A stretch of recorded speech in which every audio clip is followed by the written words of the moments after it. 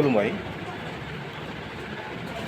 बर' हारि business idea YouTube चेनेलाव नोंथां नायगिरि साफ्रोमखौ बरायनानै लाबाय। दिनै आं बेखौनो नोंथांमोननिसिम बे यूट्यूब चेनेलनि गेजेरजों रायज्लायनो हास्थायदों एबा नोंथांमोननिसिम फोरमायनो हास्थायदों जे दिनै जों बर' हारिया बेबायदिनो बिजनेसनि गेजेराव जोङो गोबां माबा मोनसे फालांगिखौ खालामो नाथाय गेजेर ससेयावनो थुंगिनानै थाङो। नाथाय जों बेखौ मिथिनानै लाग्रोनो गोनां दिनै बिजनेसनि माखासे रहस्य गोबां थाखोमानाय बाथ्राफोर दङ।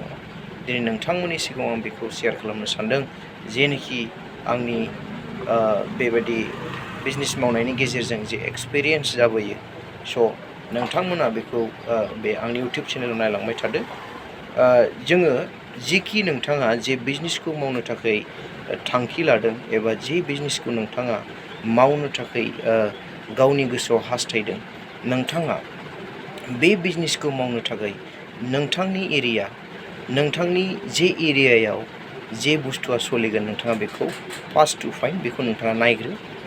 आरो नोंथांनि एरियानि जेनोखि प्लेस, बे जायगाया मा रोखोम एबा बेयाव जे नों जे बिजनेसखौ होनो थाखाय हास्थायदों एबा सानदों बे बिजनेसा बेयाव जाफुंगोन ना जाफुङा।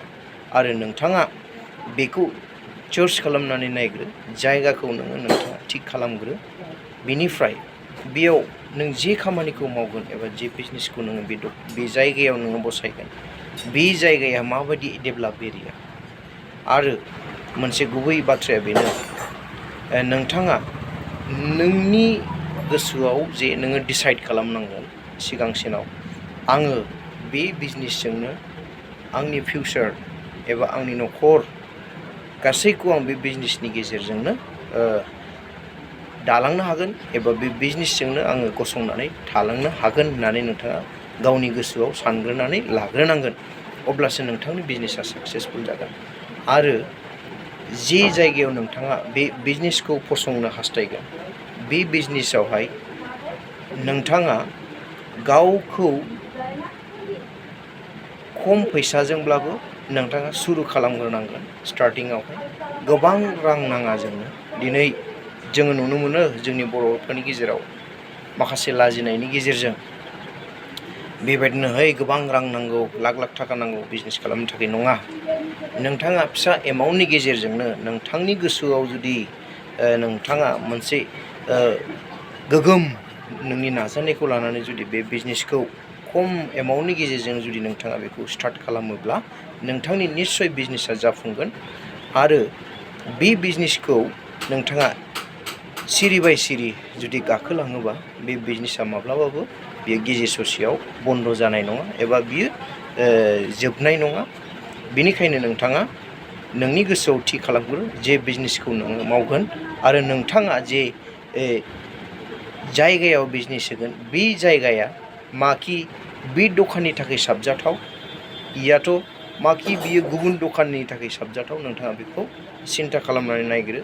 जेरै नोंथाङा नोंथांमोननि एरियायाव जुदि नोंथाङा सि दखान जुदि बसायनो हास्थायदोंब्ला नोंथांमोननि एरियानि खाथियाव आरो नोंथाङा जे जायगायाव दखान होगोन बे जायगाया खाथियाव सि दखाना मोननै मोनथाम थानांगोन आरोखि। नोंथाङा जुदि हारसिङै बेखौ गुबुन जायगायाव बसायोब्ला निस्सय बेयाव नोंथांनि दखानाव कास्टमारा खम फैगोन। आरो नोंथाङा बेबादिनो माखासे साननाया नोंथांनि सायाव सोमजिगोन, बेयाव कास्टमाराबो आंनाव मानो हाबा। बेनिखायनो जे जायगायावहाय दखान दंखायो बे जायगा खाथियाव नोंथाङा बिनिफ्राय आलादा इउनिक मालफोरखौ लाबोनानै, डिफारेन्स मालफोरखौ लाबोनानै नोंथाङा बेयाव सेल खालामनो हागोन। दा बिनि थाखायनो आङो गोबां बिसयफोरखौ मिथिहोनो नाजागोन बे बर' हारि बिजनेस आइडिया यूट्यूब चेनेलनि गेजेरजों।